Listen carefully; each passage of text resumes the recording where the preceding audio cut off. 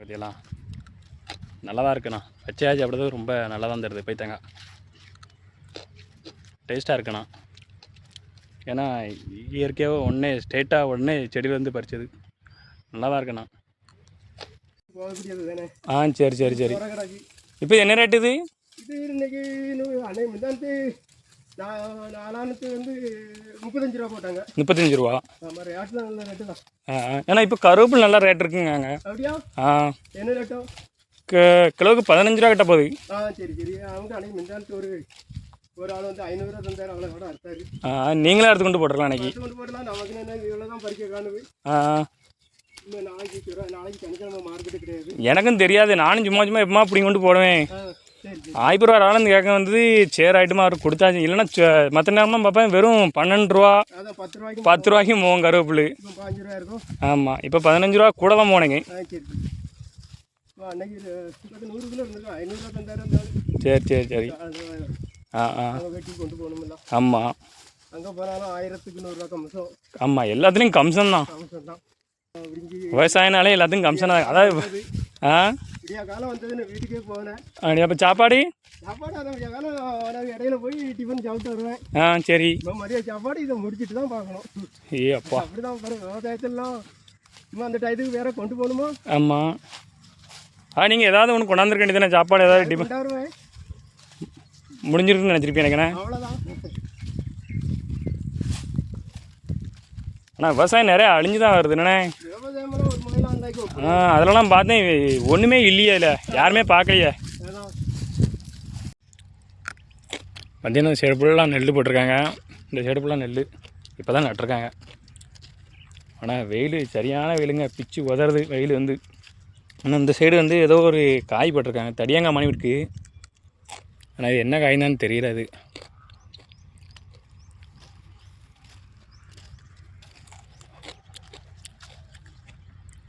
அழகாக இருக்குது கொக்கு போகிறது.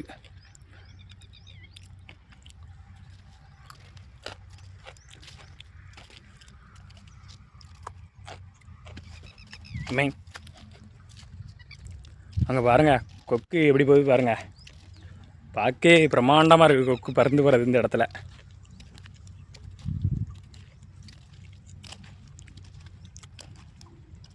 இந்த சைடு நெல் தான்.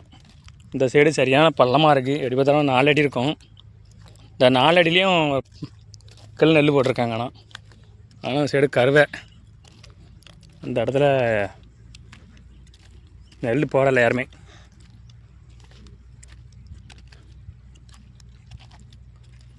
அது சைடு ஃபுல்லாக தென்னந்தோப்பு.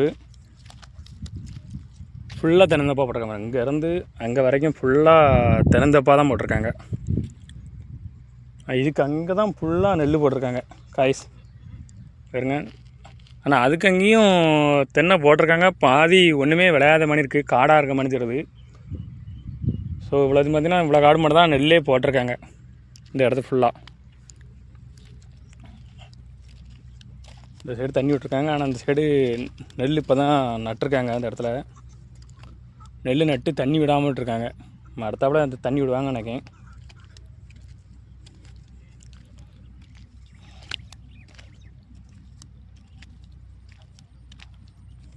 நெல் நட்டாலும் இந்த இடத்துல பாருங்கள் ஒரு சில பனையார் பார்க்கும்போது நெல் நட்டுற இடத்துல அந்த பனையெல்லாம் பார்க்கும்போது ரொம்ப அழகாக தருது இந்த உச்சி வெயில்லையும்.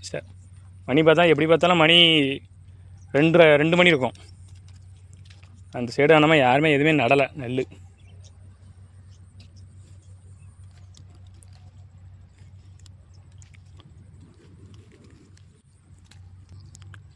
அங்கே பாருங்கள் ஒரு கிணறு வந்து தூர்வாதி அது சைடில் இப்போலாம் கல்லள்ளி மொத்தமாக வச்சுருக்காங்க. அந்த டயத்தில் தண்ணி இல்லாமல் இருந்திருக்கோம். நாங்கள் இப்போ தண்ணி இருக்கனால தெரியும். நாங்கள் அங்கிட்ட போய் பார்ப்போம் அடுத்தாப்பில்.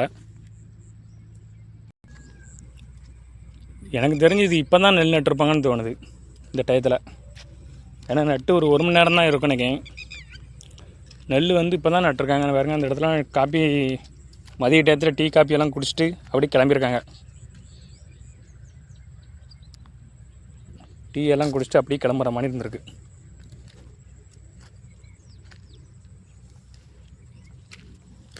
கொஞ்சம் ரிஸ்க்காக தான் இருக்குது நடக்கிறதுக்கு. ஏன்னா சவதியாக தான் இருக்குது.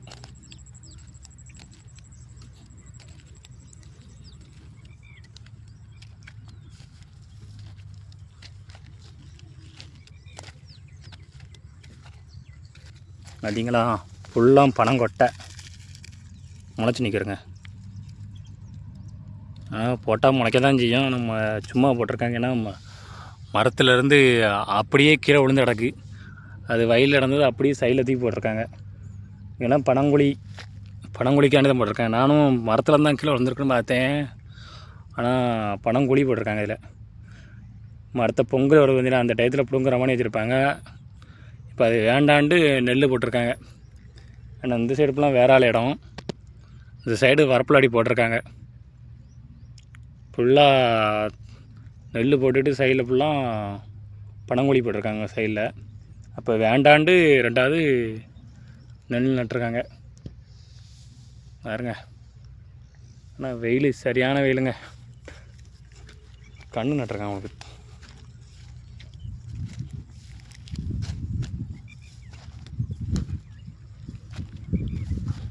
சைடில் ஃபுல்லாக தென்னங்கன்று நட்டுருக்காங்க.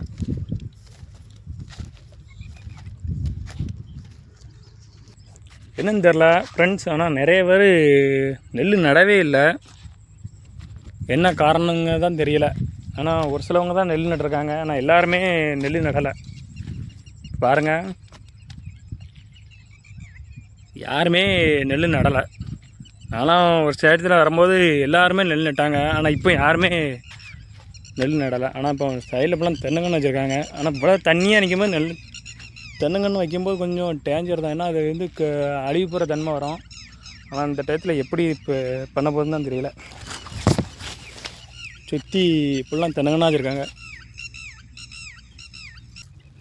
எல்லா பக்கமும் நெல் நட்டுருப்பாங்க இல்லையா, அதுபோக மிச்சம் இல்லை நெல்லை ஃபுல்லாக சைடில் அடி வச்சுட்டு போயிட்டாங்க. தூரப்படாமல் அந்த இடத்துல அடி முளைக்க வச்சுட்டாங்க. மற்றவங்களாம் இருந்தால் அப்படி கொடுக்க மாட்டாங்க. ஆனால் விவசாயத்துக்காரங்க பார்த்தீங்களா, அப்படியே அதை வேஸ்ட் பண்ணாமல் அப்படியே அதில் வச்சுருக்காங்க பார்த்தீங்களா. அவ்வளோ நேரம் ஃபுல்லாக இருக்குது. எது கிடந்தாலும் தெரியாது. பாம்பு செடி சத்தையும் எது கிடந்தாலும் தெரியாது. அவ்வளோ இதாக இருக்குது புல். ஏன்னா அந்த சைடுலாம் தண்ணியாக இருக்குது. தண்ணி இருக்கிற இடத்துலலாம் இருந்தாலும் வெயில் டயத்துக்கு பாம்பு வந்து இங்கே வந்து கிடக்கும். இப்போலாம் தண்ணி அடாக்கி. ஆனால் அங்கே கூட தென்னங்கன்று இருக்குது. அங்கே கூட கிணறு வருங்க. கிணறும் இந்த இடமும் ஒன்று போல் இருக்குது. தெரியாதவங்களாம் வந்தாங்கன்னா அப்படியே கிணத்துல விழுந்துருவாங்க. உங்களை வாங்க கிட்ட போய் காட்டுறத பாருங்க. ஏன்னா எல்லாமே இங்கேருங்க புல். இங்கே ஒரு சின்ன பம்பு செட்டு மாதிரி ஆயில் மோட்டர் இருக்குது. அதே பக்கம் இந்த பக்கம் வந்தீங்கன்னு வச்சுங்களேன் கிணறு. வேகமாக யாரும் தெரியாமல் சடப்படான்னு ஓடியாந்தாங்கன்னு வச்சுங்களேன் கிணத்துல விளையாண்டி தான். இந்த ஆயில் மோட்டர் இருக்கவே தான் அந்த அடையாளத்தில் தண்ணி கிணறு தெரியுது. ஆனால் எல்லாமே சரிசமமாக தெரியுது. ஆயில் மோட்டர் மட்டும் இல்லைன்னு வச்சுங்களேன் எல்லாமே சரிசமமாக தெரியுது. தண்ணி எல்லாமே மட்டமாக டாக்கு. ஊற்று அந்தளவுக்கு நிறைஞ்சிருக்கு காய்ஸ். ஆனால் இப்போ அங்கே வரைக்கும் நெல் நட்டுருக்காங்க. ஆனால் சைடில் தான் இந்த சைடும் தான் நெல் எதுவுமே நடலை. மற்றபடி ஸ்ட்ரெயிட்டாக நெல் எல்லாம் நட்டுருக்காங்க.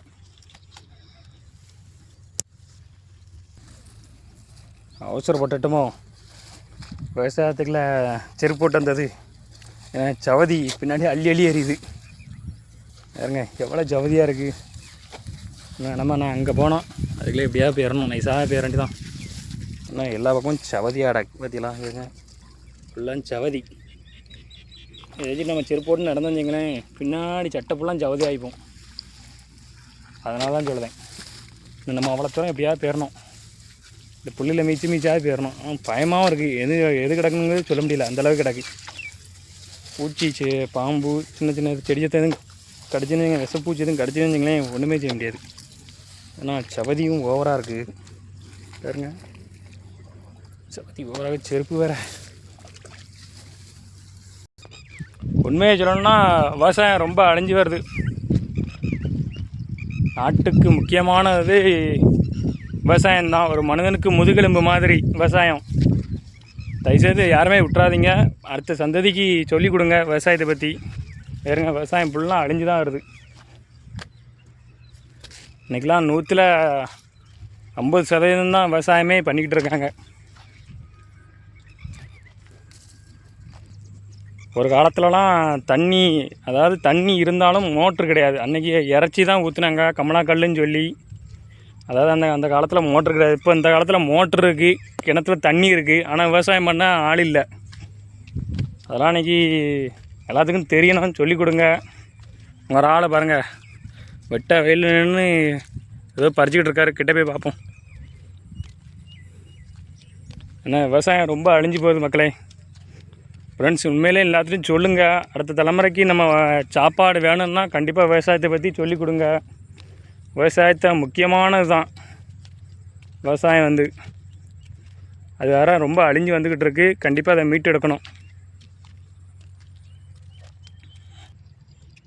ஆனால் இவ்வளோ காட்டுக்குள்ளேயும் இருந்துக்கிட்டு ஒத்தையில் இருந்துக்கிட்டு அந்த எனக்கு தெரிஞ்ச அந்த ஒரு ஆள் தான் இருக்குது.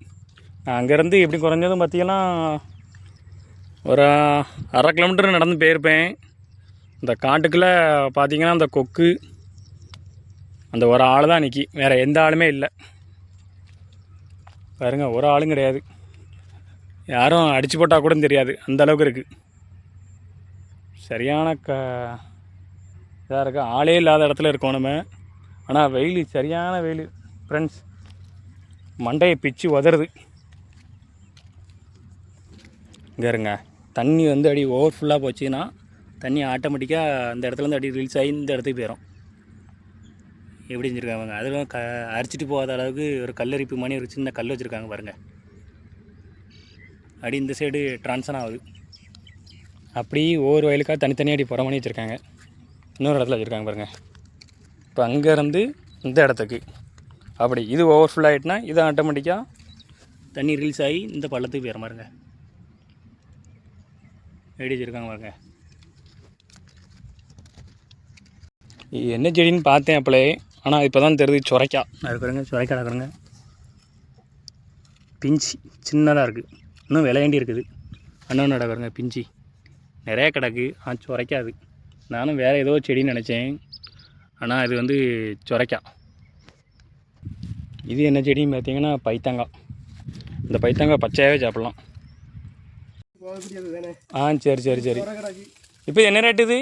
இது இன்னைக்கு முந்தானத்து 4 வந்து 35 ரூபா போட்டாங்க. 35 ரூபா. ஆமாம், ரேட்டு நல்ல ரேட்டு தான்.